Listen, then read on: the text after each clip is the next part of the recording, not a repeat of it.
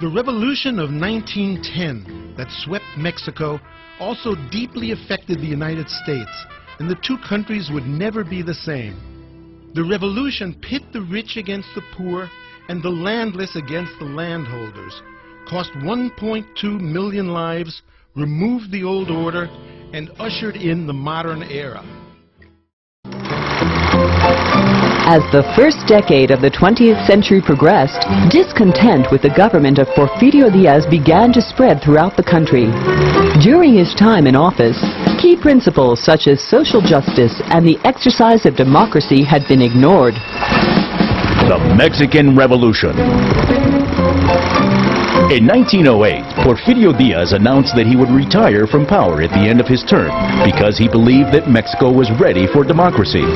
This statement unleashed a political fervor throughout the country.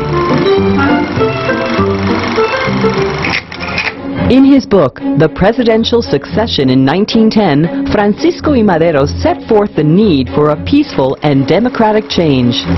In 1909, he began to travel around the country, spreading a message that took root in the civic consciousness of the Mexican people: effective suffrage, no re-election.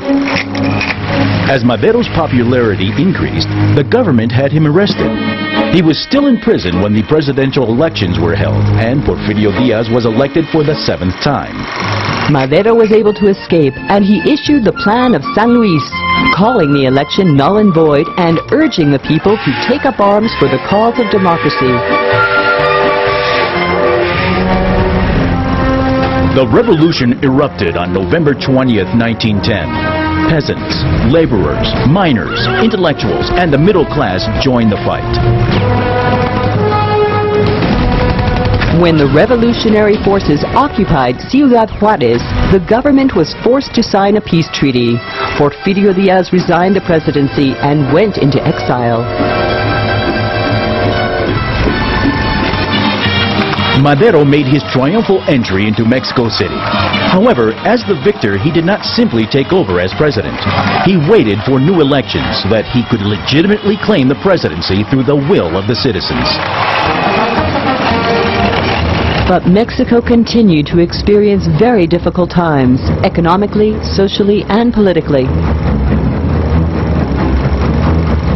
In Morelos, Zapata's followers believed that Madero didn't support their struggle for land, and they issued the Plan of Ayala against him. To the north, Pascual Orozco rose up in arms to defend the people's demand.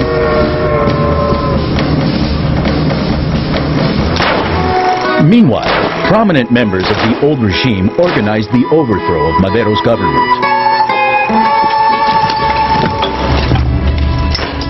President Madero put General Victoriano Huerta in charge of defending his government, but Huerta entered into negotiations with the opposing group and supported the coup d'etat. Madero was forced to resign, and Huerta assumed the presidency. The 10 tragic days ended with the death of Madero. Venustiano Carranza, the governor of Coahuila, repudiated Huerta and issued the Plan of Guadalupe in order to restore constitutional order. The country became a battlefield on which the constitutionalists fought the federal army. After more than a year of intense fighting, the constitutionalists forced Huerta to resign. But the revolutionaries' victory did not solve the nation's enormous problems of democracy, social justice, land ownership, jobs, and education.